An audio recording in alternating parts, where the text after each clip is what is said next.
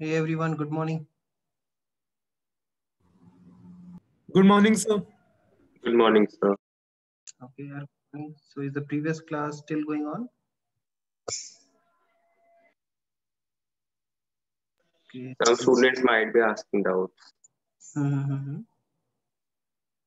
Okay, so Good morning, sir. hey, good morning, Pallav. So let's get started. Afternoon, sir. Good morning, sir. Good morning, sir. Okay, so good morning. Let's get started. So in the last class, we have discussed about the interfaces, right? So how the different interfaces are useful in the success of any product, right? And why different type of interfaces are designed. We have discussed that. We have discussed there are several types of interfaces which people use in order to interact with the product. So be it like multimedia, be it like haptic, be it like a number of things we have discussed. So let's continue the same discussion and complete the remaining part.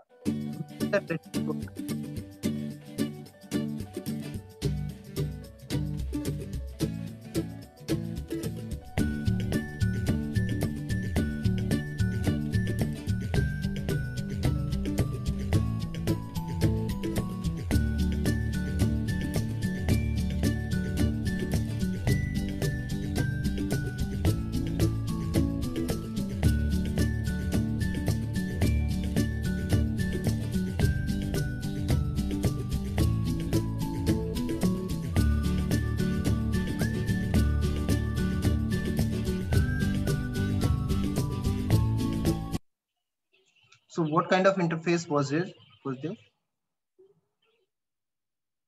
Sir, gesture. Okay, some kind of gesture based. Okay, so very nice. So if you see, I mean, in a way, I mean, here you are providing the touchless typing, right? I mean, or you can say just not touchless. Touchless in a sense, you're not touching the keyboard, actual keyboard, but just probably using some gesture in order to type something. So where it can be more useful? I mean, in what scenarios? So Typing on phone.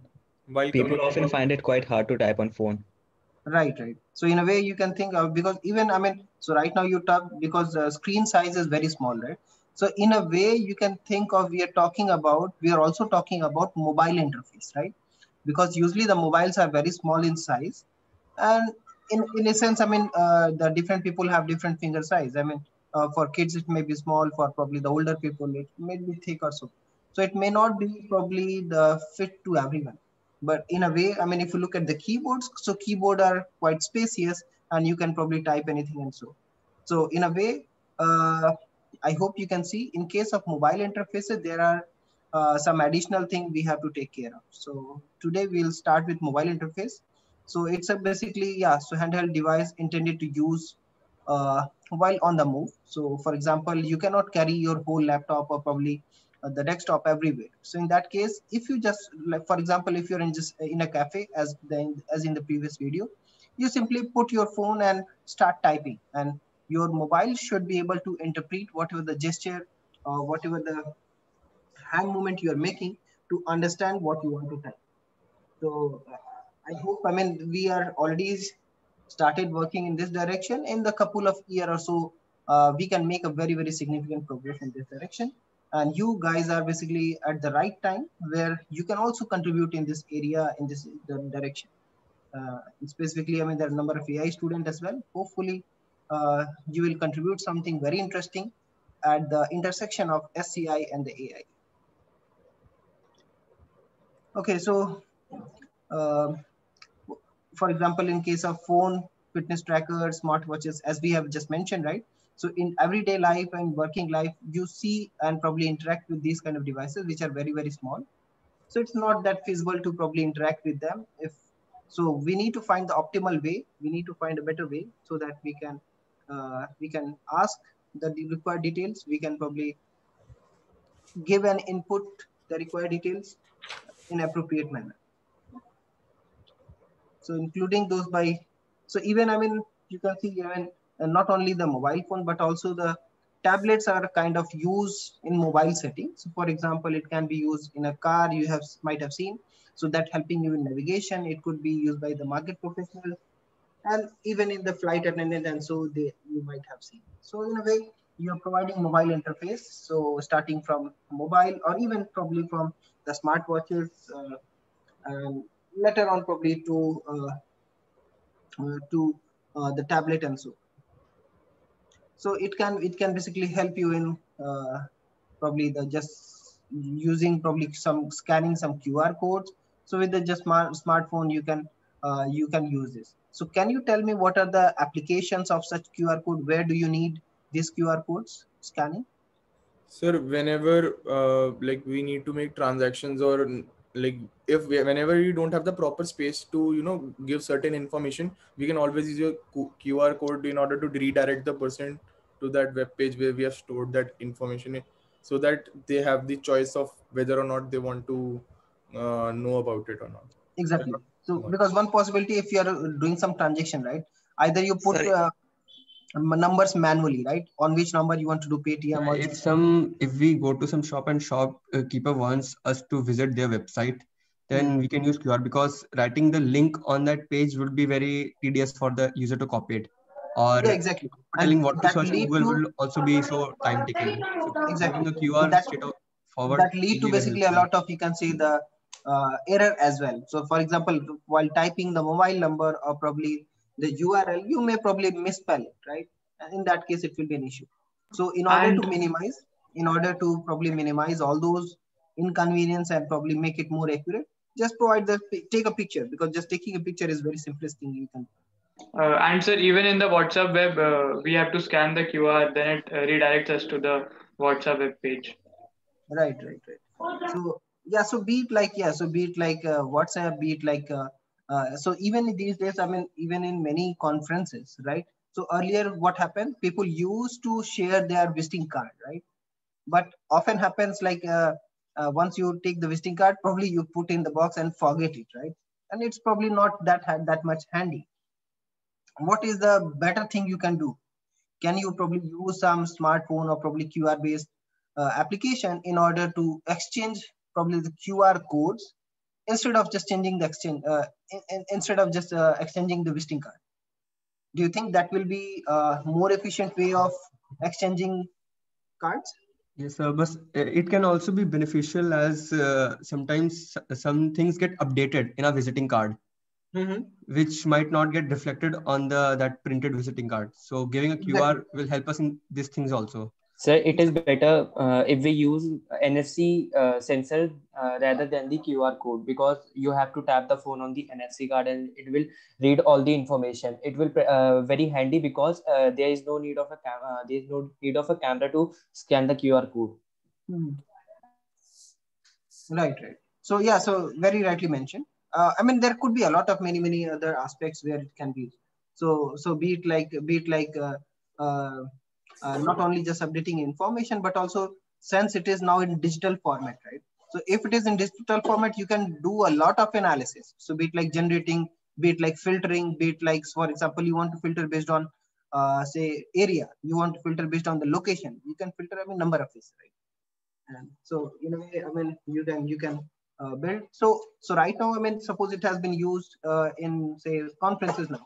Can you think of more other application where you can efficiently use it in order to make it more accessible, in order to make it more secure, or probably provide better features? What are the other application you can think of? Sir, do we use it in our lecture halls to mark attendance?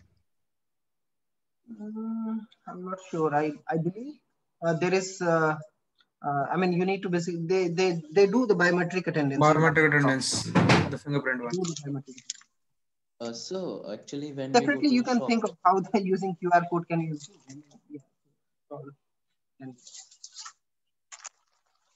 Yeah, someone is saying. So when we actually went out for a shop to taking print out, we actually have to write down the mail ID, and then we actually send them and they take out the print.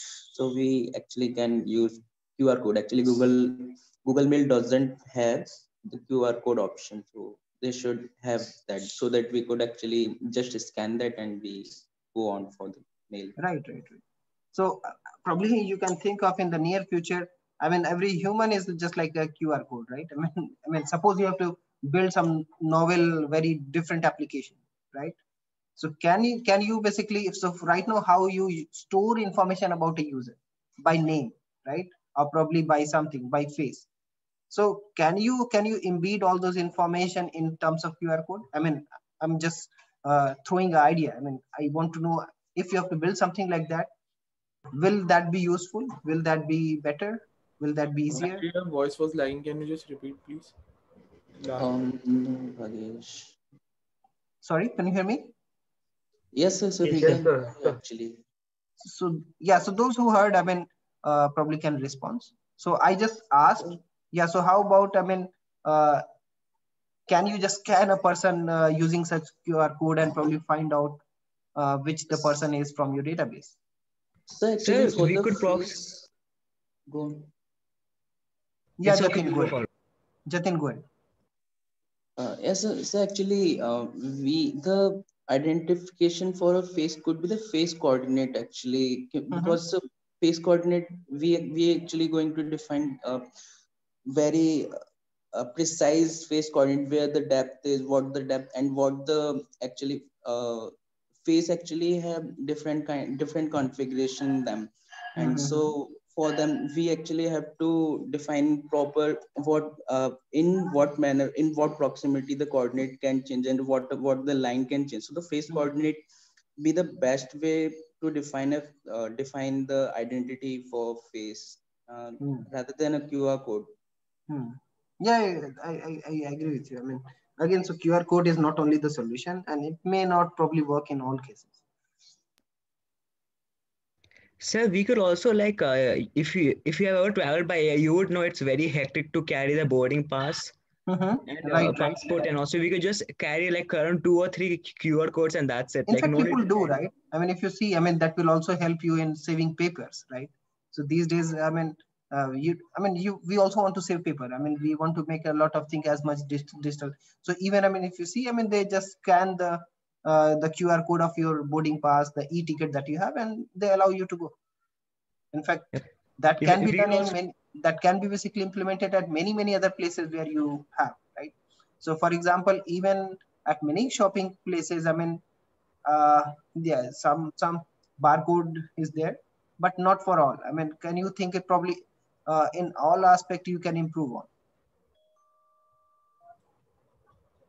Sir, when people go out, like they usually forget their IDs. So like in like giving each person a unique ID, just like a unique identification number given by the government, will help integrate all of their identification together in one place. But it will also require, sir, then a more secure way of keeping this barcode safe, because if somebody from at a little bit of distance is able to scan your barcode, then they might know your identity, and you may or may not want to reveal your identity to them. So with added benefits of it comes added risk, but surely like it will make a whole lot of sense to use something like this, because people make excuses like when they forget their driving license, that where it is at home. Instead of that, we can just integrate everything like the car papers or insurance documents. Exactly. And So in fact, you might be aware of something called mParivahan app, right? So mParivahan app is something similar is providing.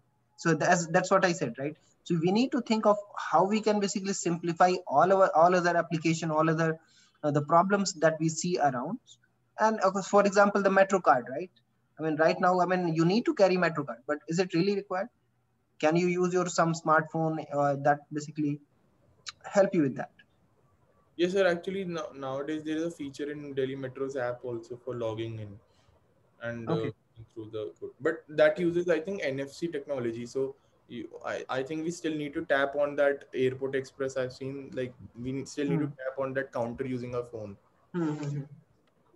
Yeah, so that we have to, I mean, so every time, I mean, we need to think of how we can make it more natural, I would say, more simple, you can say. So for example, right now, many times you have seen that while scanning the QR code, it won't work, right? Because they expect you to probably just put in front and so on. How you can make it more better? I mean, just probably, even though you just scan by, say, I mean, tilted left, right, upper, and so on. Can you basically make it improve? There's Since even all the Digilog. open problems, I mean, the people are improving on, and you can think of how you can improve it. Because in a way, I mean, it's nothing but kind of doing some kind of image processing, right? In a way, I mean, probably uh, doing some digital processing in order to get what it is referring to. Sir, one more constraint is there's a hardware requirement. Like one of my friends, sir, he does not have a good camera in his cell phone, so like it's often very blurry. So he's not able to access many features like Google Lens. He's not even able to use the Adobe Scanner in his phone. So some people might not have the adequate hardware, so we need to have a backup for that also. No, that's true. So that is something, I mean, we need to think of when you are building any such system. I mean, you should consider the limitation of all the possible devices. For example, you can get to know, I mean, what is the majority of, what is the market share of, say, this range of mobiles, for example, 5,000 to 6,000 or probably 10,000. So what is the distribution? Because majority of the phones will be around in that range only. So you cannot just provide the services to probably the upper hand, or you can say the mobile user who are having probably the good quality phones. So that is something I agree with you. I mean, we need to take care of.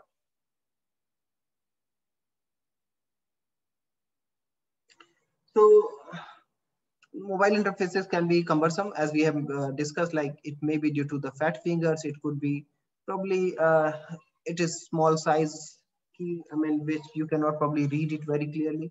So it basically lead to some concerns that you have.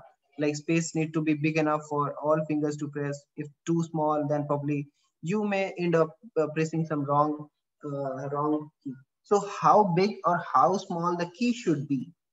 Is there any mathematical way to determine that? Or do you think, I mean, there should be some mathematical way to determine? Otherwise, someone will use a very, very small button and probably others will use very, very big button. So we can instead on our device make the keys slightly separated. So that if person press any one key, then we can design it such a way that it will detect all the touches nearby it. So the finger is much fat, then it will detect it. So if the keys are separated little bit, then he might not touch any other key accidentally also. Right. So this is again, so this is one of the, you can say the UI, how you place the button, right? But in terms of how big or small the size should be, size of the button, I mean, that is something called Fitts law that you will be studying in the upcoming, you can say the courses in more details. So Fitts law basically help you to determine how much space it should be, So for example, minimal tappable area should be 44 points cross 44 points for all controls. So this is something based on the Fitts law, I mean, you use. So this help you to basically determine so whether you should type or whether you should use mouse, what kind of devices you should use in order to put some control. So I don't go into much detail at the moment, but you can definitely you will be, I mean, it will be covered in more details in the many courses that you'll be having subsequently. So you can also see a lot of appliances which are around you, people use, and so that involves like washing machine, remote, toaster, printer, and basically they are also well connected these days with the IoT, right? Since they are connected with the IoT, you can put some commands through your smartphone itself, right? Do you use any appliance that you can access through a smartphone? Any one of you? So ACs. Okay, yeah, that's nice example. Printer. Television, probably television, yeah, printer, yeah. And sir, I mean, during the induction, we were told that here the washing machines in the IIIT Delhi hostels are operated through phone. Yeah, you are right. So I hope, I mean, right now we only have washing machine, but once you guys come to IIIT Delhi, I hope you can bring something new. I mean, probably you can invent something new. So you all have all the capabilities. I'm sure, I mean, you will contribute something towards that as well. So this is one simple toast controller. So what is your comment about this? Whether it, I mean, whether it's good, bad. If it is good, then why? If it is bad, then it's why. It's good for you lazy feel people about like its me. interface.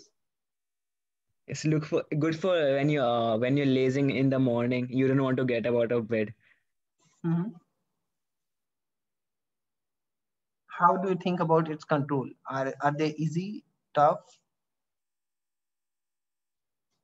Sir, it's easy to understand after the Yes, first sir. use. Also, like when we pull down that, that bar or the handle on the side, like when it locks in, the kind of feedback it gives is like assuring that now it's locked in, and even the sound feedback is there and the lights start. So, like, Very nice. overall, So you can say, I mean, using some light or probably some audio, something. Again, I mean, it depends on whether you want to provide that interface. But some feedback. Yeah, some kind of feedback should be there. So another feedback could be, I mean, so it turn light or probably make some sound like once it is the bread is already toasted, and probably ideally it should also probably manage the ideally should also manage the temperature, right? So for example, even though the interface is same, but you can put probably different type of bread. So one may be very soft, one may be a bit harder, which probably needs probably more temperature, right? So something, but in a way, I mean, you can see it's very, very simple and very easy to control and probably very intuitive. So always keep this in mind when you are building anything. Keep it as simple as you can. Keep it as closer to the way people think. So for example, here, rather than just having probably these holes, how you can make it more intuitive so that people can put their bread there.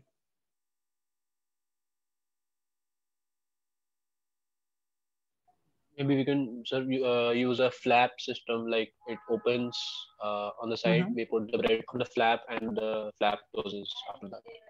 Okay. Sir, But sir, with the flaps, sir, like the pop-out system of the toaster was invented because people were burning their hands while trying to take out the bread. So flaps will be warm when the bread comes out. So right, that is something to. And sir, secondly, we can see that the metallic body, if it is wet, then it actually may, since metal is a conductor of electricity, so someone might get what we call shock, something. Electric shock. Electric shock. Yeah, so that definitely I don't know whether it looks metal. Probably it looked like, but they may have some thermal, or you can say inductive items and so. So yeah, so need to design a transient interface and probably with short interactions. So for example, you just click it, put in there, and probably put it down. It should be very simple. It should be trade-off between soft and hard controls. So for example, do you need to use buttons, or for example, if you're using your laptop, right? So whether you should use probably the buttons or dials or scrolling. So it depends on what all kind of interface you need to provide. And again, for different type of tasks, you may need to provide different type of interfaces, and accordingly you can help user. So another possible interface could be the voice based, right? And do you think, I mean, this is simpler or probably easier for human as compared to the previous interface that we have just discussed? So somewhat easier, like if we added a digital screen for this, like a touch based system for this, like, and removing the mechanical thing out of it, so it will somewhat be difficult for people who are not that tech savvy. Also, sir, it is a tedious thing to do in, like, the first thing in the morning you're looking at the screen setting stuff. That too, if you are integrating it in a toaster, then you will obviously make it small, so that small screen will lead to irritation in the user. So instead, we can add dials or buttons in a more systematic way so that it is more appealing to the user. At the same time, keeping in mind that feedback thing that we discussed earlier. Right, right. So yeah, so often, I mean, people used to probably have habit when they put bread in the toaster, they don't stay there and probably wait, right? They just start doing probably something else. So is there some mechanism or the way you can allow users to probably put some command? So for example, the bread just came out, but you think, I mean, it's a bit less. Can you just provide a voice command in order to probably make it probably more, toast it more or something like that? And probably if you think, I mean, it's smelling or probably burning, you can put a voice command because it will take some time for you to reach out to the probably the toaster.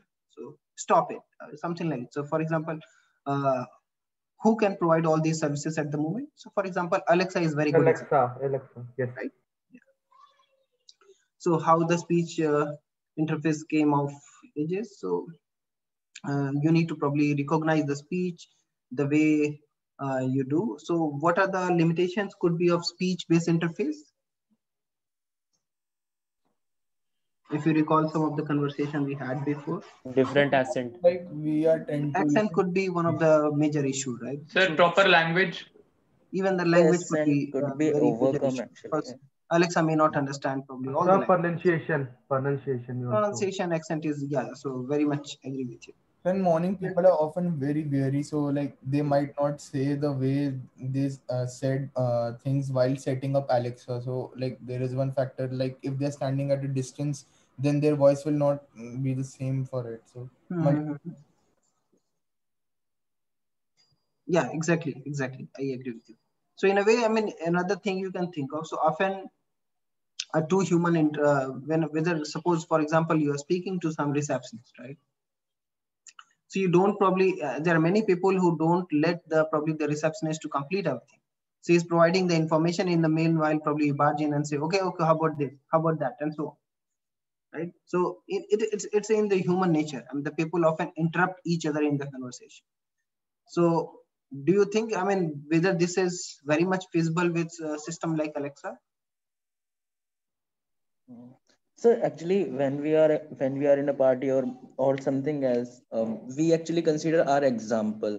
So actually, in AI or ML, we actually train something. So similarly, like if we are in a party, so if someone call us, so as we treat or we actually react on that sentence, we actually think for that thing in to train something like that model. That's the actually what the consistency followed by Alexa, so that means they actually call by the name them, name it, right? Actually call it by name, and the expression of ending a sentence and starting a sentence actually is different. So that also can be a way to treat it. Right. So as rightly mentioned, so yeah, so we need to also probably support, as we have to also support the interruption by the user, how you can basically provide in interruption by the user, and probably and basically reply accordingly. So how you can basically structure voice-based UI and dialogue and so in this case, suppose some person is calling some customer executive and say, I would like to go to Paris next Monday and next 2 weeks. So one possibility, the whatever the exact something you in the free text you spoke something, and you can expect the probably the computer or probably the chatbot or probably the IVR system that you have to understand and do appropriate booking.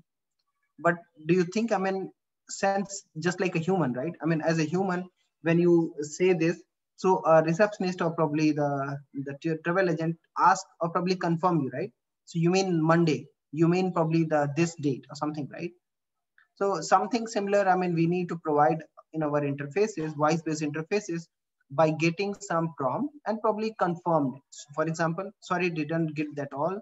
So did you say that you wanted to fly on next Monday, right? So in this way, you can confirm it. You can also support the dialogue between the user and probably the system that you have. And this will also reduce the possibility of making further mistakes. So Alexa, as we have rightly mentioned, so it can basically help you in this way, but I mean, it has some limitations. So probably, as some of you already mentioned, it may not work probably for all accent, probably not all pronunciation, or probably other languages. So that may be a bit frustrating for them. So that's why we need to build our system in such a way that it support all these possibilities. So, I mean, what are the research and design consideration we have to keep in mind? So help people navigate efficiently through a menu system, enable them to probably recover easily from error, because error is prone to happen many times, right?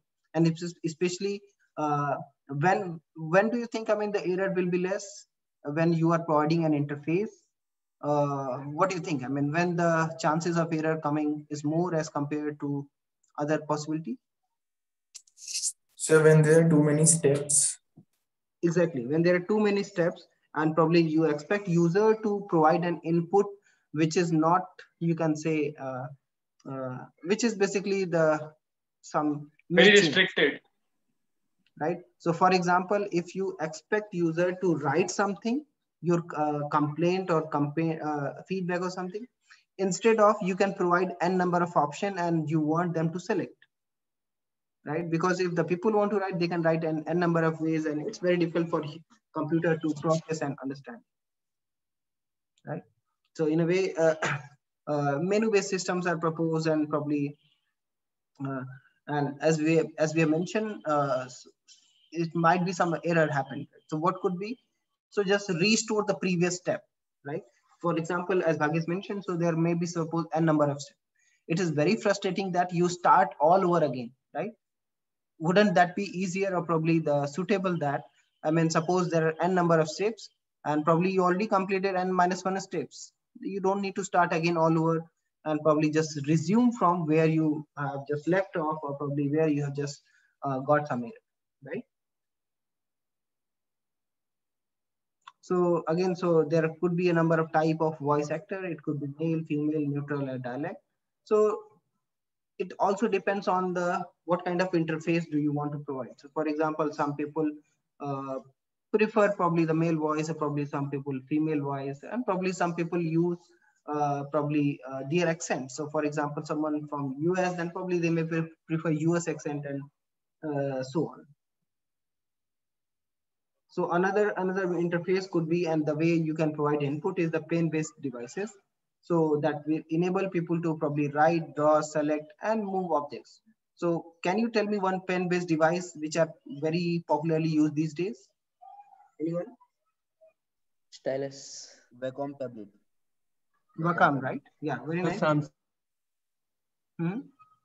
Even there are some iPad and so on, right? So they also provide pens through which you can basically interact with your tablet, or probably the iPad.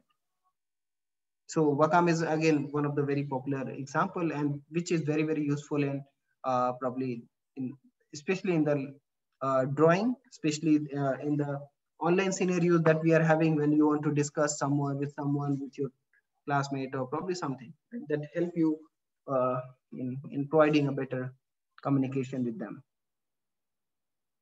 So digital ink is another pen-based device, an auto that uses a combination of ordinary ink pen with digital camera that digitally records everything written with the paper on the spatial paper. So like in this case, if you're writing something, you're selecting something. So in a way you can write, but you can there is a camera beneath that can also capture it and record it. So in a way you are writing, and your pen is basically keep creating its digital record. So once it is in digital record, you can use it many ways. So advantages is very clear. So allow user to annotate existing document quickly and easily. It can basically use to fill in paper-based format that can readily be converted to digital record using standard typeface. And it can be used to remote teams to communicate and work on the same documents together. Another popular interface which all of you use these days is a touch screen, right? Again, so what are all kind of possible interfaces that you use in your daily life while touch screen? What are the different ways you perform touch screen? Mobile phone, tablets, laptop. So you have like iPad, tablet, table phones, right? So in a way, a lot of actions you can perform.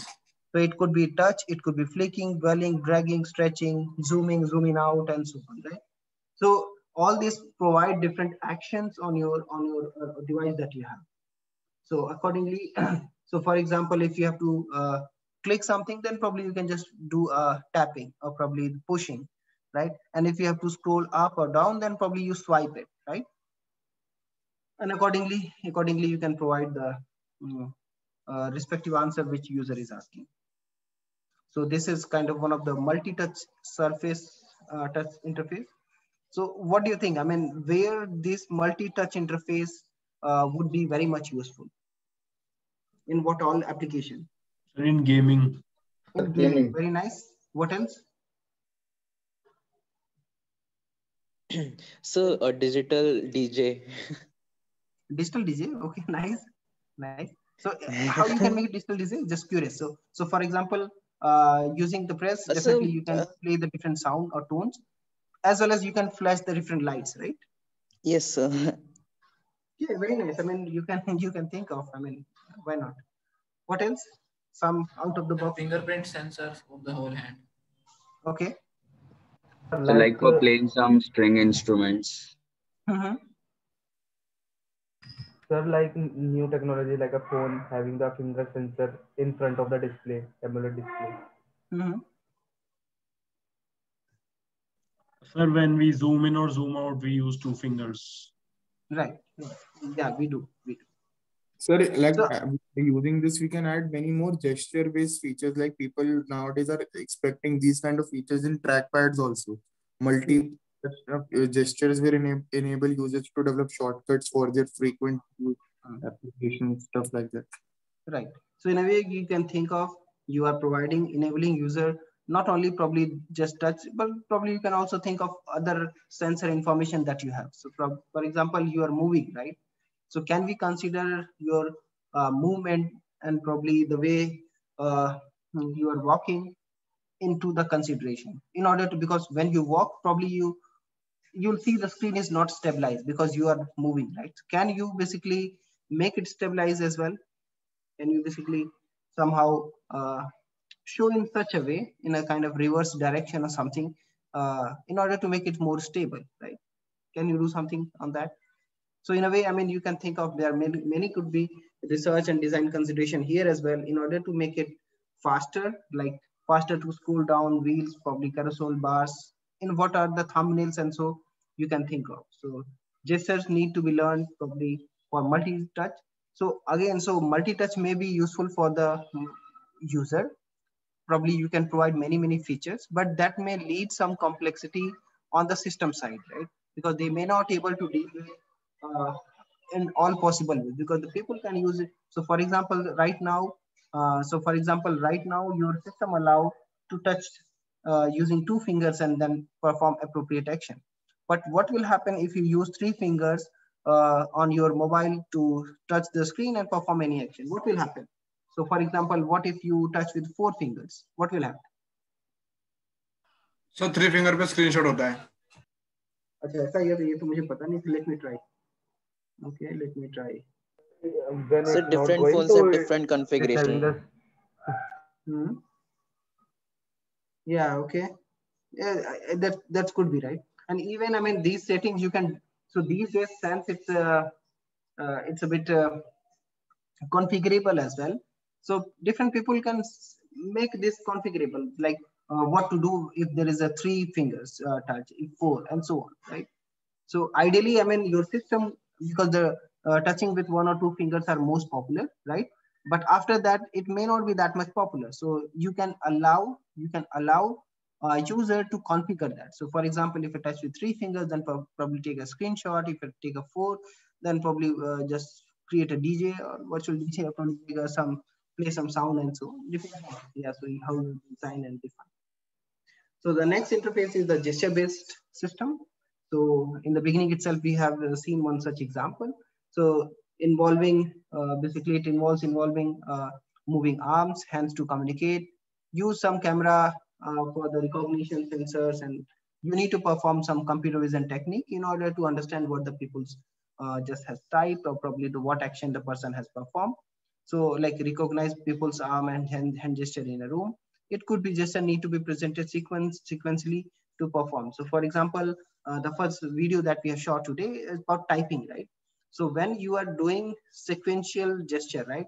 So using this sequential gesture, you need to interpret what the first letter I type, what is the second letter I type, and when the whole word is completed, right? So accordingly, you need to make a system. So another such system you can see in the like using Microsoft Kinect, you can perform some gesture in the operation theater. Right? So like we also take a photo, so we have to show the palm and then there is a clicking of photo. There is also in a setting in camera setting. Yeah, you can do. So how many of you have seen Microsoft Kinect, by the way? At least some variant of it, Xbox or something. So in a way, I mean, that also captures what the different gestures that you have, and accordingly that help you to play game or probably perform some action. So like in this case, it can help probably the people to perform some surgery or so. So what are the research and design consideration we need to consider here? So how does the computer recognize and probably delineate the user gesture? When it starts, when it's in, right? What is the difference between daistic and probably the hand waving? How realistic must the mirrored graphical representation of the user be in order for them to be believable? So all these research and probably the design consideration you have to consider when you deal with gesture-based interface.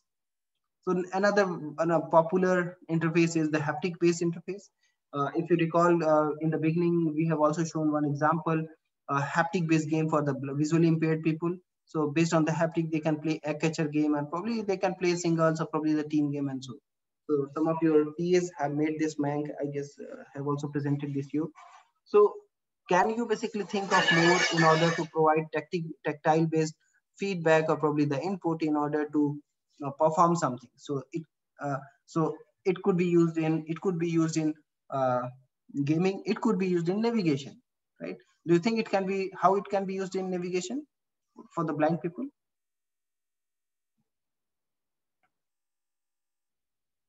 Any guess?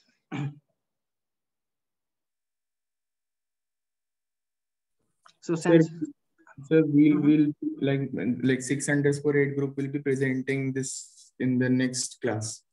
So okay. We'll suggest Good, our good. idea. Very nice. So looking forward to it. So another real-time like vibro tactile feedback. So you can play, you can basically based on the tactile, you can perform different things. I'm little bit confused in the tactile part. What is the meaning of tactile? So anybody want to explain what is tactile?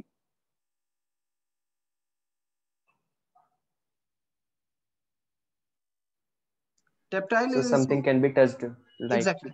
So something. So for example, if you recall the game I mentioned, right? So based on the vibration, so it could be vibration, it could be touch, it could be push, something you can feel, right?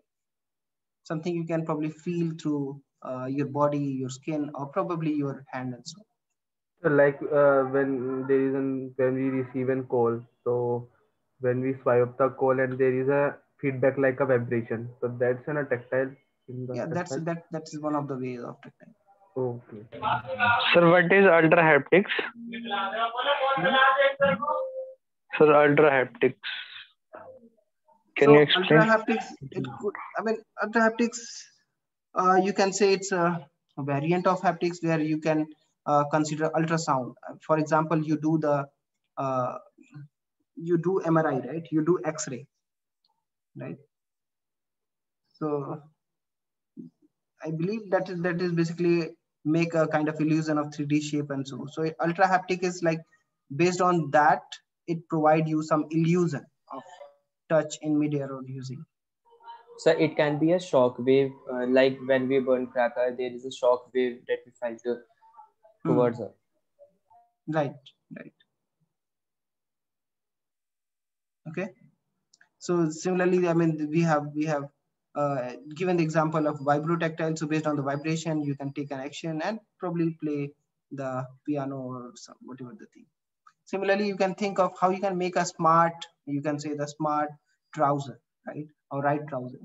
So what are the different things you can perform? I mean, can you probably do something like in order to make you like having six-pack or something, right? Or probably you are basically very so can you basically show some artificial muscles, or probably some parts of your body like require some exercise. Can you basically perform some exercise or probably make it more active, right? Can you basically perform different things based on the power electronics or whatever the different IMU sensor that you have, and accordingly you can help user or probably provide a right trouser for you, right? Based on the needs. So especially, I mean, it can be useful for some patient, right? Because you might have seen like there are people whose some part of the body is like very weak and they are not able to walk, right? Can you basically help them to improve that part by providing some support, by making them more active, by helping them to probably do some exercising? So this is one of such examples. Artificial exoskeletons can be custom made for different type of patients in medical field. The presentation on this. Yeah, exactly. So what is the research and design consideration here? So where best to place some actuators on the body, right? Where, because you cannot just put anywhere, right? You need to find, and it could be different for different type of people. So it should be customizable, whether to use single or sequence of touches, when to budge, or probably how intense it should be. So you cannot just slap anyone, right? Either you can just do some tickling or probably just small vibration so that it don't probably disturb the people as well. So what kind of new smartphone and smart watch apps can be used for vibro-tactile creativity? So for example, in case of rain, right? If it is going to be light rain, you can just probably tap it, slow tapping. And if it is suppose some thunderstorm is coming, or probably it's going to very heavy rain or something, right? So in that case, you can tap it heavily, or you can probably start blinking light or so. I mean, you can think of other ways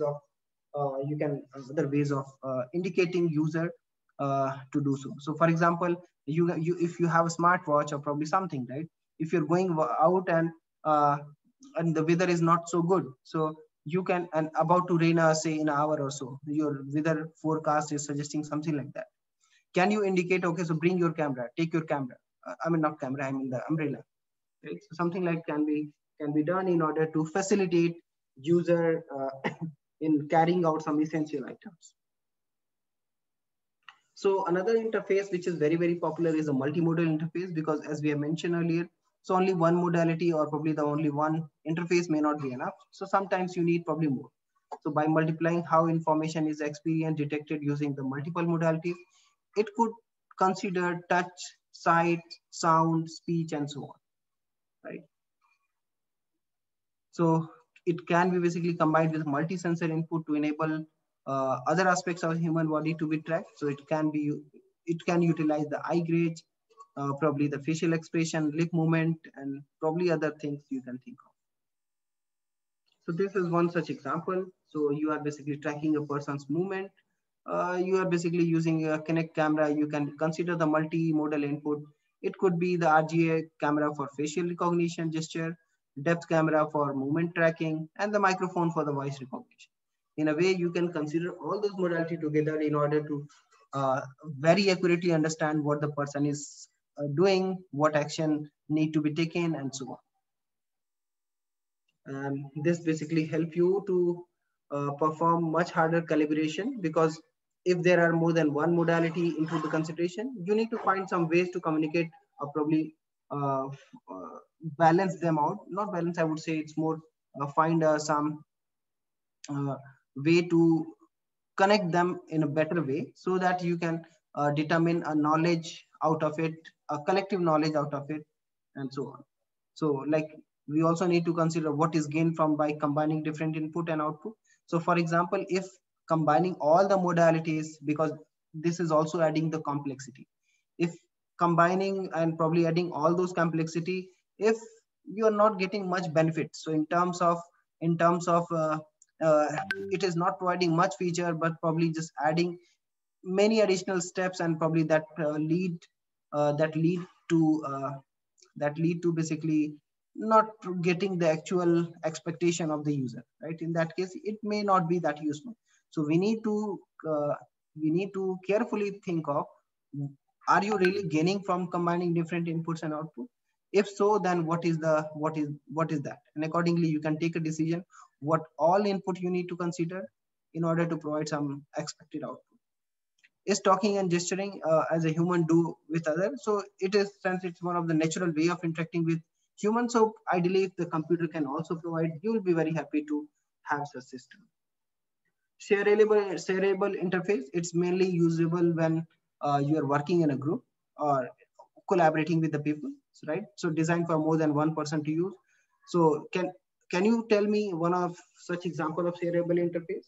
So Sorry? Pilots in an airplane, sir. Okay. What else? Sir, can you repeat the question? Can you give me some application where the shareable interface is used? Sir, Google Slides and circuit words, combined circuits, like two people can work on them simultaneously. Docs. Very nice. Submissions.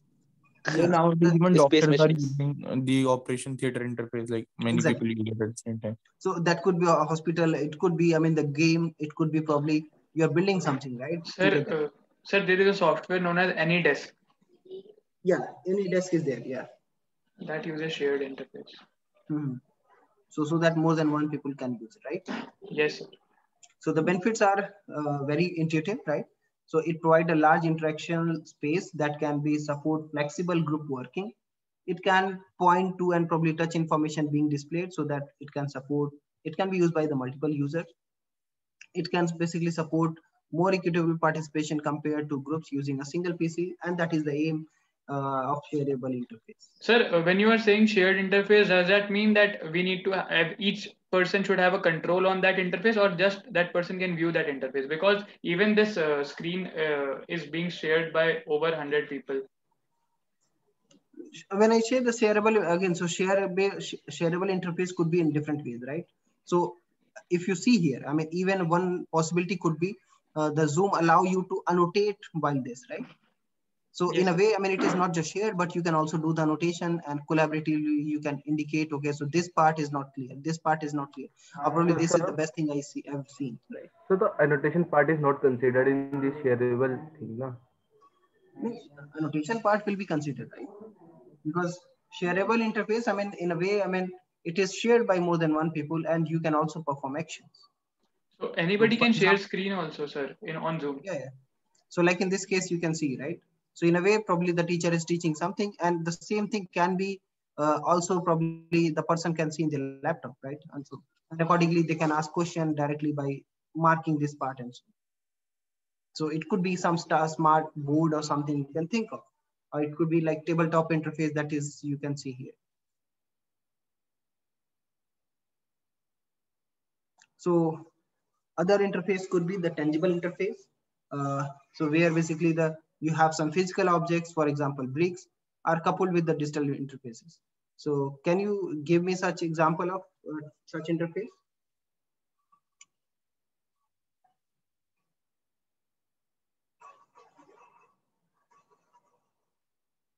So what's the meaning of bricks or means? Sorry, got it. Bricks is normal, right? The normal bricks that you use. So example could be like flow blocks. So where basically depict changing numbers and probably the light embedding in the blocks.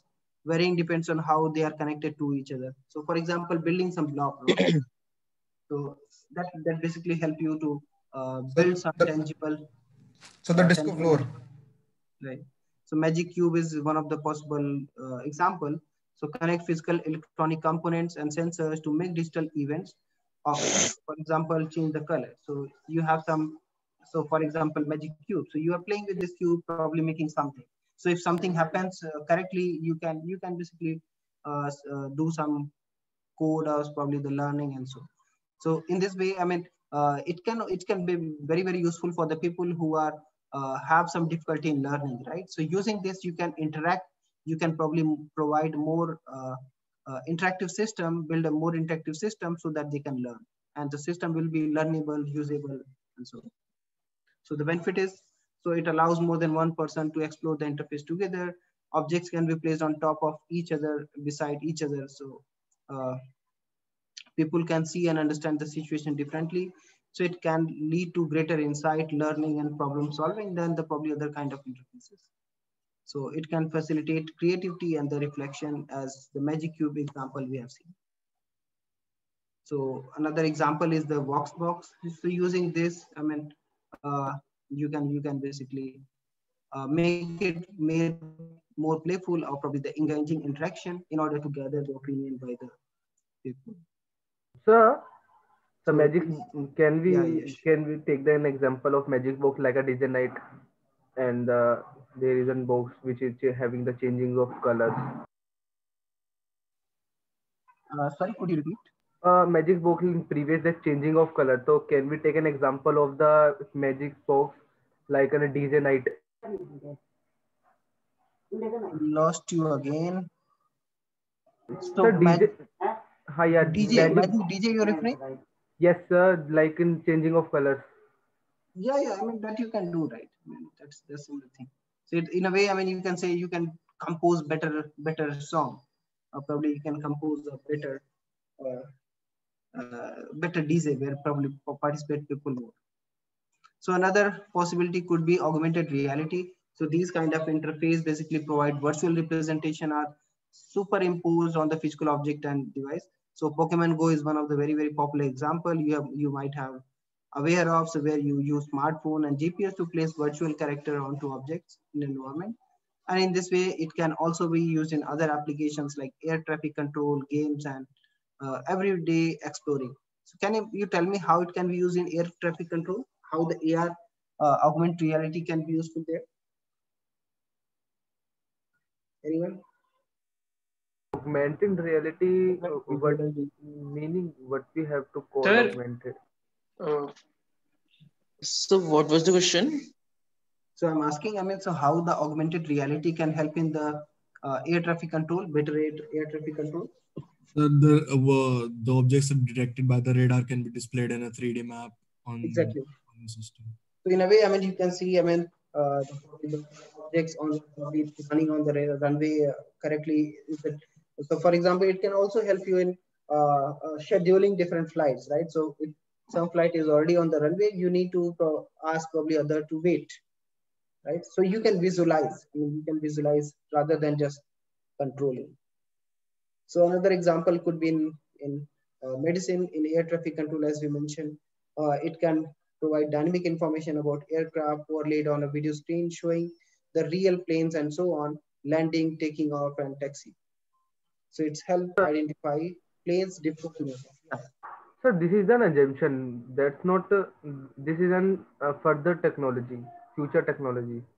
No, it has been used, right? I mean, so it has been used like you show on the video screen that you have like how the real planes are coming. So that basically that will be in sync with the actual landing, right? So for example, you might have seen the picture, right? So you have a radar. It shows how different the planes or probably the aircraft, how far are they?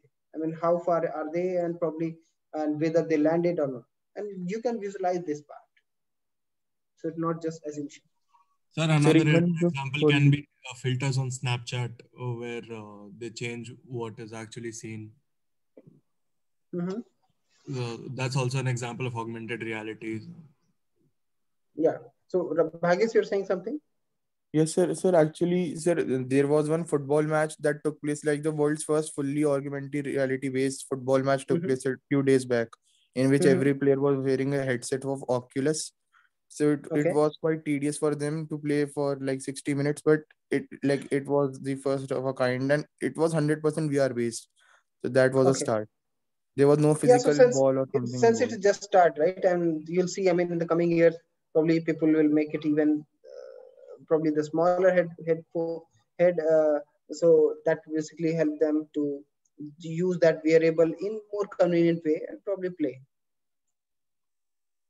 So another thing, the teams of F1 race are actually using augmented reality. The cars, all the cars actually, the optimal path we actually select with the ML, and the driver is following the optimal path or not following the optimal path is exactly actually, something like this you can see, right? So you can do AR to show on the screen itself, right? So you can go probably some traffic there, so you can take left, something like that. So right now, instead of showing on the, the mobile phone, you can show AR by on the screen itself by overlaying. Sir, can you again define the AR? Because that's why I am confusing and giving the wrong example. So AR is about, you use some physical object to interact with the virtual world. So like in this case, you can take an example. You have the screen, right? Your window screen, the car screen. So that car screen as a physical object, you are interacting, overlaying the virtual world. Like you can go straight and there is probably some traffic, you can take left and so on. So VR is virtual reality where there is no physical object is there. Everything is virtual, right? AR is more about, can you involve some physical object with you to interact with this. So one example could be, so the joystick. Yeah, so exactly. So using joystick, and even in the last class I given the example of PABT, right? So in the PABT you deal with you can basically play with the levers, right, or probably the brakes. So you are applying actual brake, you are applying actual gear changing or something, right? And that is get reflected in the virtual world that you have, like flight is going till left, right, or probably so. So is that make sense to you? Oh yes, so sir. And even in the flight simulator, if at many malls and all, there are flight simulator which gives the real experience of handling a flight. So probably let me give you one funny example, right? So you might have seen the movie Jhansi Ki Rani, right? Where Kangana was riding on a, you can say, just some horse, right? Virtual, there some just dummy horse. Dummy, right? Dummy horse, okay? And in a real, you see, she's running on the, she is basically riding a horse, and so that is something. So using the physical dummy horse, she can see in the virtual reality, enter into the virtual reality where she is riding actual horse. So yeah, so AR uses enables basically virtual try-ons. So it could be Snapchat filters and a lot of things you might have already seen. So anyways, so if you still not very clear, don't worry about that, because the AR, VR, and probably the mixed reality, you'll go into much more details in the upcoming courses that you'll be having with us. So these are some virtual look. In order to probably participate in the opera, the person have taken some popular characters and accordingly participate. So wearables are also one of the popular interfaces. So you can use wearable in form of fabrics, glasses, shoes, jacket, and so on. So for example, which wearable do you use? Anyone? The smartwatch. Okay, smartphones, you may not treat as a wearable. Sir, fitness brand. Fitness, Fitbit, right? Something like that. A Google Glass. So for example, Google Glass is one such example. So if you're providing any wearable, right, wearable interface, one thing you have to consider, and that is the most important, is the comfort. Because if you are putting extra wearables, so for example, a glass or probably some fabric, putting some item in the fabric or something, if they're not comfortable, and probably then it is not going to be the way. So it should be light, it should be small, it should not get into the way fashion. It should also look be fashionable. So for example, Google Glass looks like fashionable, right? So hygiene, again, it is also possible to wash, clean the clothing once warm. So for example, if you're putting some wearable into the fabric, so for example, the right trouser example we're talking about, right? It is required to be washed, right? For example, if you're using some wearable for sports, right? So your sweat, you may sweat and probably that may get infected. So in that case, you need to get it clean over the time. So hygiene is also one of the important in case of wearable based interfaces. Similarly, easy to wear, it should be usable, and so on. So all these research and design consideration you need to consider when you are dealing with wearable based interfaces. How about this? What kind of interface is this? It's like a visual reality, like. Augmented reality.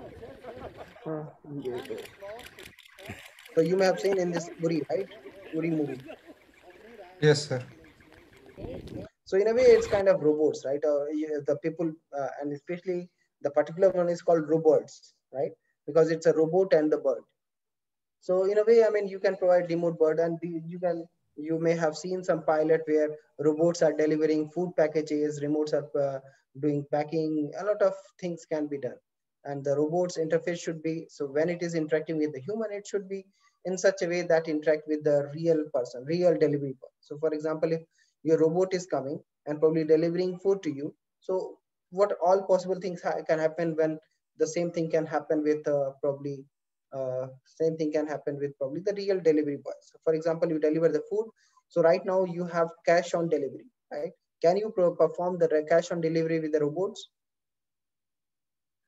Yes, we can perform like we can give a QR code which can scan by a robot and paid by the users. Very nice. So yeah, so in a way you can think of how you can support that. Similarly, you can build social robots, and you can think of its application like these two are the elderly people. They are living at home alone. How about you can give them some friend, right? So about the such virtual social robots that can look like real and interact with the probably these elderly people and so on. So these are images from Mitsubishi Electric research lab. So where they are doing all this kind of research. Yeah, Anand, you have some question. But it having a disadvantage when there is a cash on delivery. Yeah, it will be. I'm not saying it don't have disadvantage. Because when we giving any money, like there is a cost of 100 and we giving in 50. So might it not be no, okay, it's 100 on 50 and he take it and go away. Then No, it's I also agree with you, but the problem is you always there is some benefit and probably the some issues, right? So if the benefit is probably more for such kind of people, I mean, you are fine with this. So similarly, you can think of some unmanned aircraft, that is the drones, and I'm sure many of you will do some kind of drone-based work here at IIIT Delhi. We do work here. So these are some drone-based being used survey for the state of the some vineyard, whether it's everything is working well or not. Similarly, these days people can use for surveillance, security, and so on. Yes, who is there? Yes, sir. We have to present today our presentation. Yeah, I'm just ending now. Thanks. Okay, sir. So is lastly the brain-based computer interface, so where you have some BCI. So for example, in this person, you can see the woman who is paralyzed to select letters on the screen. So see, you are basically providing her to type just based on her brain interface by capturing her brain signals. So these are smart interfaces and so on. So these are finally the summary. So it's many innovative interfaces have emerged in the last 30 years. And that is including speech, wearable, mobile, brain, tangible. So now probably people can start adding the haptic and probably other based interfaces. So this raised to many design and research questions. Some of them we have discussed today. So how best to represent information to the user so that they can carry out ongoing tasks actively. And it should be very simple and probably the effective as well. So the new smart interface that are context aware and probably the monitor people, it can raising now the new ethical issues concern what the data is being collected. So for example, if the drone is or probably the social robot which is interacting with the elderly people, I mean, we need to think of whether it shouldn't be basically used in wrong way, right? And for example, if the social robot has realized that they are basically scared of some sudden sound, right? So can you basically say, can you somehow keep that information up to you only so that the others don't use it or probably misuse it? So with this, in my talk, in my course today, like that people are working on the TV, like when we blink our eyes and there is an changing of the channel. Yes, and there is a car like we called Avatar car. There is a car which we put the hand and he absorb our, he feel our feeling, what we feel in our feeling is sad or happy. That's it's changing the sound and the music and the colors inside it. So there is a car Avatar. Yeah, sure. So I think that's fine. So thanks. So who will be presenting today? What's your name? So Pranay Gupta. So Pranay, I made you co-host. Please start sharing your screen and try to finish less than 10 minutes. Who's the next group? Please tell your name. Sir, can we present it first on group 5 section, subs group 4? Is it something urgent you have to go? Sir, one of our member is not well and he is not present. That's why we. Yes. He's not present or he's there? No, sir, he is not present also because he is not well. So if he's not present, then it's fine, right? So you go after Pranay. Sir, Shivanshu Nayak. Shivanshu Nayak. So I made you co-host. Who's the next group?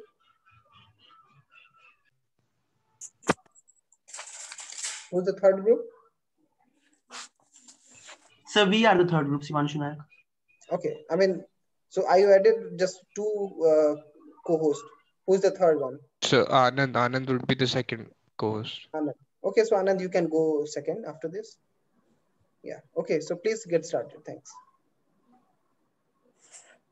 Good afternoon, everyone. Myself, Sharik, together with Rishabh, Pranay, and Saurabh. And today, group 1_3 is going to shed some light on the topic blockchain voting. Let's start off with a question. Can anyone among the fellow members say what does the slide represent? Can anyone? No, then I will be answering the question. It is the focus on the vision of digital India. Why making a whole country digital? What are the benefits? I will be explaining that too. Digitalization allows ease of data processing, storage, and transmission. And it also allows data to be shared, accessed, and propagated without loss and help us to reinvent pre-existing processes and improve productivity. How is involvement of digitalization in voting system crucial? Will be explained to us by Rishabh. Okay, I'm Rishabh, and I'm going to discuss the current problems with EVMs. Currently, EVMs are facing a lot of challenges, and questions have been raised about the legitimacy of the whole election process. Moreover, EVMs do not meet the legal requirements set out in the Information Technology Act of 2000. Firstly, individuals need to be accurately identified as eligible voters who have not already voted. The current identification process only includes checking the person through his voter ID card and verifying it with the name on the voters list. However, our new system incorporates biometric identification of every voter. Another problem that voters all over our country face is that they are unaware of many parties that are participating. This problem will be overcome as a system will provide all the necessary information about the candidate, his history, his party ideologies, and this way each and every voter is able to make a well-informed, sound decision. EVMs can only record a maximum of 3,800 votes, and it can only cater to a maximum of 64 candidates at a time. If the number of candidates or the number of voters go beyond these limits, we need to go back to a traditional way of voting, that is through ballot papers. Another problem that we face is the problem of booth capturing. It refers to forcibly taking away or damaging EVMs. In order to prevent booth capturing, our KAIO system will require an identification process. So any person who is not a legitimate voter cannot cast a vote. Over to you, Pranay. Yeah. So let's straight off jump into the interface to better understand it. The first screen shows the user, his identification information as identified by the system by the help of the biometrics. The user can accept this information or select the other option in case of a mismatch. In the later case where the user selects the no option, the polling booth officer will be given an instant notification and they can see what's the exact issue over there. In the case where the user finds that it is his or her information, they can simply click on, simply touch over here and they'll be presented the candidate screen. And we read a paper where there were visible proofs that certain segments of the screen are more likely to be touched by users. So in case of an undecisive user, where the user is not predefined that he has to vote for a particular candidate, there can be a thing where, for example, this candidate is more likely to be touched. So most of the random touches would be over here. So to avoid this, we'll be shuffling the cards for every voter. Like the second voter will see something like this, and the third voter will see something like this.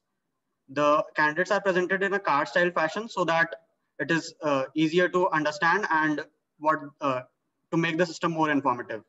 Also, for accessibility, we added a grayscale mode, which can be toggled by clicking over here. And when you click over here, it switches to the grayscale mode, which improves the visibility of the text in case somebody finds it difficult, or in case of colorblind people. But I'm assuming that most of us here are comfortable with the colored screen, so I'll be shifting back to it. And we also added a zoom in and zoom out option, so that some people might find the text too small or too large to read, so they can see for themselves. So now let us assume that we want to select this candidate, and we click on this. So then there will be a screen where the detailed information will be shown about the candidate. For example, the name, the party symbol, the party name, and some information provided by the candidate. This could be the history also. We can implement accordingly.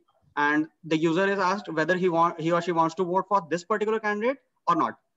If they select the no option, then they'll be taken back to the previous screen where the candidate selection panel.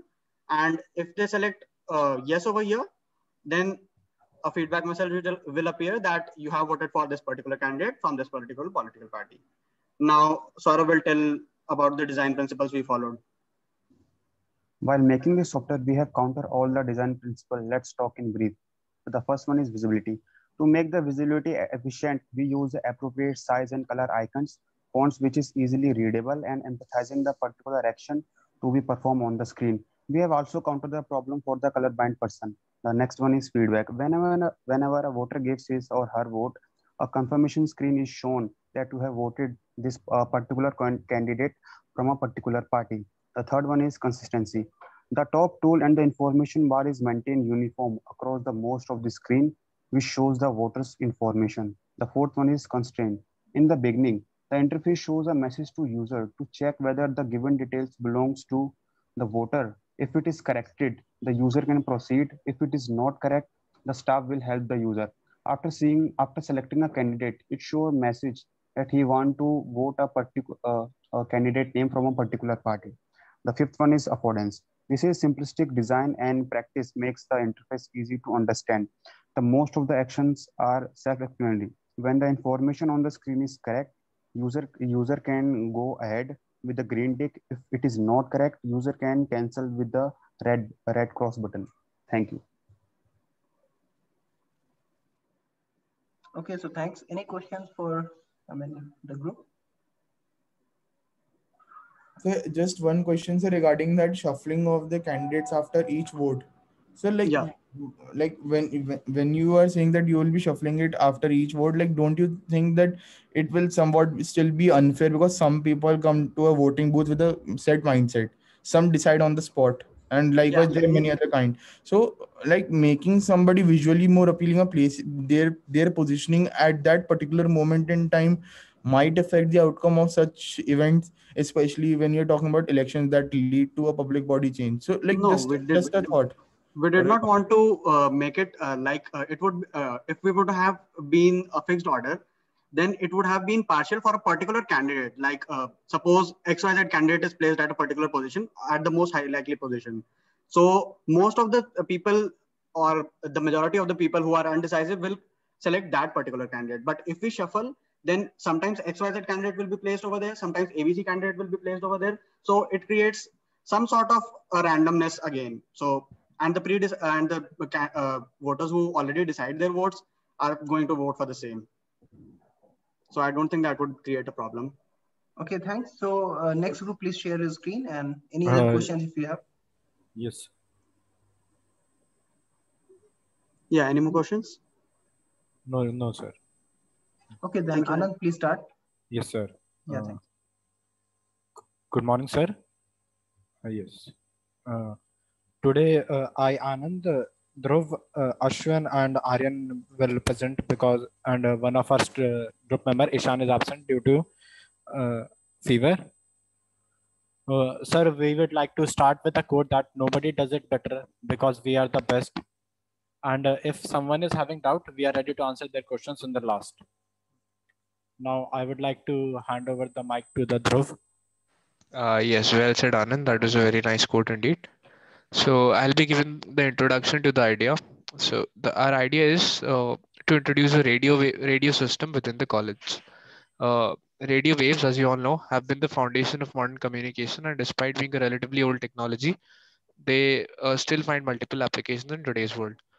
Recognizing this importance, we propose an idea of equipping the college with the necessary equipment to relay and control radio signals and have a radio station of its own. Our system will have the following prominent features. I'll list the features and my teammates will be elaborating on the same. We'll have dedicated channels to handle emergency situations, to make announcements, to make intra-college declarations, for hosting podcasts, for informative sessions, advertisements to support the channels, and a lot more. Next, we'll be having an online version of the radio to ensure that those who do not have the necessary equipment to tune in will be able to listen to the radio through online means. We'll also be installing speakers throughout the campus, which will be connected to a receiver that will essentially transmit the information to all the students. And lastly, we'll have an app linked to the radio station that will allow the users to see the activities on the station, to request certain activities, to put their ads on the radio. Now I'd like to hand over to Aryan. I'm Aryan and I'm presenting the design part of our topic. The radio receiver design that includes the electronic design and different component of radio receivers and which process the radio frequency signal from the antenna in order to produce the usable information such as audio. The complexity of the modern receiver and the possible range of circuitry and the method employed are more generally covered in the electronics and communication engineering. Radio in its initial phase are used in the military operation for sending the Morse code. As the time passed, it is used for the advertisement and the and it acquires the many more applications. Our design include the modern radio design with not only the physical presence but have a visual presence, virtual in the latest slide, like the interface in the application that is come in our smartphone, and our physical one include everything that a modern radio station can include. For example, high quality mics, good speakers, digital control panel, and soundproof room, etc. Over to you, Dhruv. Area focus by Ashwin. Oh, sorry. Yes. Hello, I'm Ashwin. And so our project will have two phases. For the initial phase, we will restrict our speakers and radio station to IIIT, students and staff only, where we can broadcast information, music, like lost and found announcements, or maybe a date of the next cricket match. So in the later phase, we will have open our radio for outsiders also, where we will post out information for our fest, or if any students want to showcase his or her talent, she can do so. There is a dedicated Ashwin. Yes. So if there is an emergency, we can also use this radio for the announcements in case of an emergency. Emergency will be categorized on the basis of the college, or if it's a public one. Okay, this part was Ishan, but I am speaking, sir. It is how it will help. Radio station will act as a medium between teacher and student, as if some teacher wants to announce something, they can announce. Though this we can help government in difficult situations. For example, in England, there are different radio frequencies and speaker setup throughout the cities. And if there is a situation, they play sound according to that. Students can showcase their performance so that it gets recognition not only in college, but also around the city. Calm music can be played during the evening time to relieve students out of their stress day. Not in many colleges, school, and malls, music like this is played even in army areas, so that during the evening times. New students can directly go to the radio station app or the radio station to gather information about the college activities and other important information. When it will be completely run by students will start developing speaking and listening skills, help in building confidence, learn about teamwork. And we have a wider scope of this also, which I will present in later slides. Features. Yes, feature. In the features, we will make an app dedicated for the radio station also. There will be dedicated app for radio station, which will be available initially for iOS and Android. Later on, if any new OS like Tizen or Huawei's own, which they are developing, comes up, we will update our app according to that. App will be safe and secured. It will not ask for any personal information other than college email IDs, where OTP will be sent for college students and nothing required for outside college people. So now the question comes are, what are the benefits of this app? So the benefits are to access information about radio station, to see the schedule of the events on radio station. Third, to register themselves or book appointment if someone wants to perform or announce something. Fourth, special section for teachers to announce something. And we have added some special points. The app will be easy to use and free of cost. It will be made on the basis of 5 basic principles of design so that it can be accepted and liked by as many people as possible. We will invite companies to advertise to generate revenue for college, just like students do in Cultural Fest. Instead of calling DJs from outside college, we will be able to provide our own. And the important one is that all these points are idea of our mind and not copied from anywhere. And I have made a slide regarding doubts. If someone is having doubt who uses radio now these days, and we have presented the facts and data here, so anyone can read it. And this is the bibliography. We are done, sir. Thanks, and it's an interesting idea. Any questions from others? Yeah, so one question. Most of these things can be achieved by emails, and we are using emails for almost all of this stuff. So why radio? Why? Because I have, just like I have presented the data from here, you can log on to this website I have presented in my slide. Can you see my slide? Yeah, I can. Yeah. So you can log in here and you can find it, but I will also mention that here, because like, yes, on email you can receive information like important announcements, and but when just today, for example, I have received 20 mails from a college only, so it gets lost somewhere. But if there's a special announcement, so we can do it on radio, but radio is not only for a special that if someone wants to perform, like I have given the example, like someone wants to perform, or there's an important information or calm music. Have you ever seen mall too? Then we can see that the calm music are played on the radios throughout the area to help relieve. So that is not something like big issue. So we can use that. Yes. Moreover, it is difficult to relay audio-based information over emails. And also, Yes. the question is like asking if YouTube exists, then why do we have TVs? Because it's not bad to have multiple means to relay the same information. It's always better to have more means to relay information. And it will be self-sustaining, not we will be dependent on college, because we have mentioned that we will be calling up companies for advertisement, but it will be in a controlled manner, not like we will be giving ads and ads and ads like that only. Yes. Any more questions? Anyone? Any questions? If not, then please, next group, please share your screen and start. Thanks. Bhagesh, any doubt?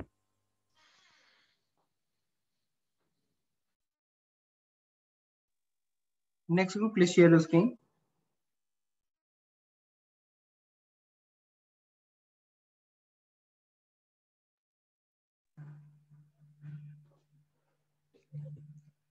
Good morning, everybody. Our group number is 3_8. My name is Shivanshu, and other members are Samar, Shaurya, and Vishnu. We are here to present on the topic smart television. So, I would like to start the presentation with the change in design through the year. In 2021, as you see, the television are slim, colorful, and has a big screen size, and also has internet connectivity in it. But back in 1920s, when television was invented, it doesn't have so many features. 1920s gave us the mechanical television. It has small display in the center and has a huge cabinet, but shape was octagon and the video quality was not good. The technology used in those television was cathode ray tube. In 1970s, color TV was introduced in the market, but it still has very huge size, like a box. 1980s gave us LCD TV. The first flat HD TV was introduced in 1990s. It used LED technology. So we can say in present time the design of our smart TV is the best amongst its predecessor. Over to you, Samar. Now for the UX and UI.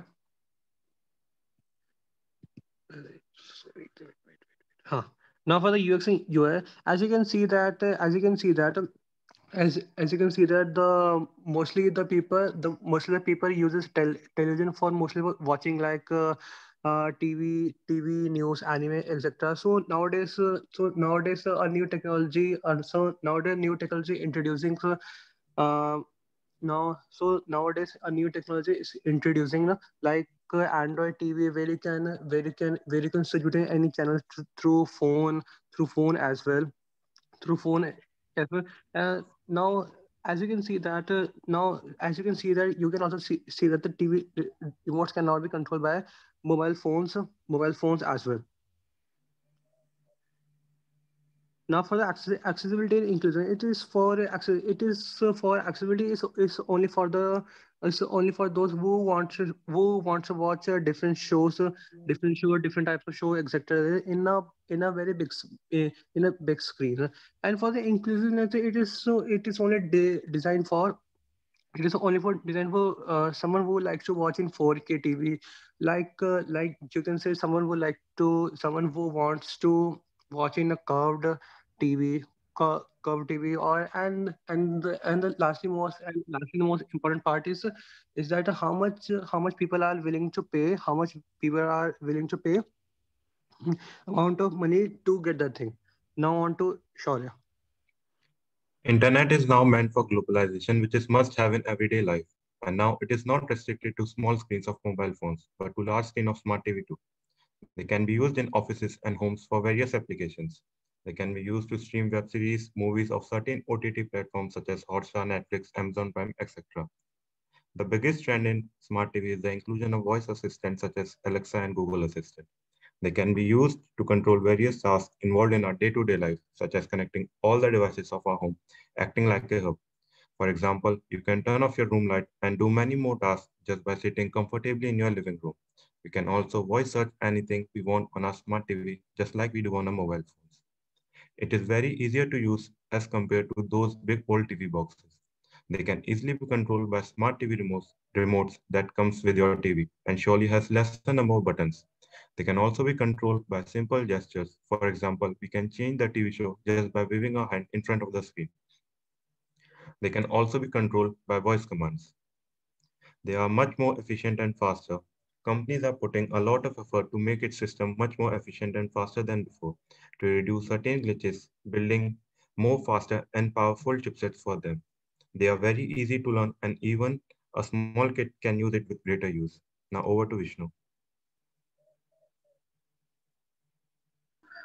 Myself, Vishnu, I'll speak about features we can add. We can add features like battery attached with TV, 3D mode, a sensor in which TV can automatically increase or decrease a display brightness according to surroundings. Sensor in which TV which can automatically off if no one is watching.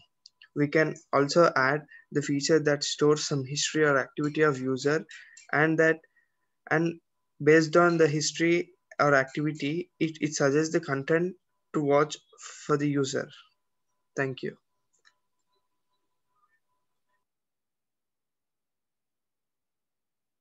Okay, so thanks. So where you see, I mean, the smart TV going after 10 years?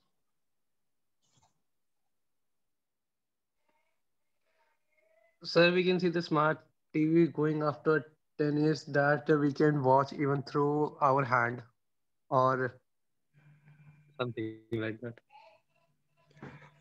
So maybe the resolution must be more beautiful than it is now. Maybe we are seeing 8K now. It can be even 16K, 32K, even more than that. Okay, nice. TV will be replaced by augmented reality cast. Okay. So we can say that as the new AI technology is introducing, we only have to think which channel we have to watch. Then it will come to our ears to watch that thing. Okay, got it. Thanks. So nice presentation. Thanks everyone, and take care. Bye. So just like in Yeah, sorry. Black Mirror TV series, just like in.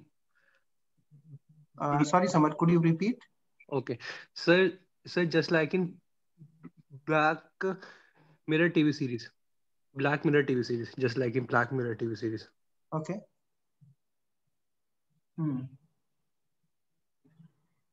Okay, then thanks everyone. Okay, bye-bye. So please attend today's tutorial. I mean, you'll be given substitute on Figma. Hopefully that will be useful to you. Thanks, bye.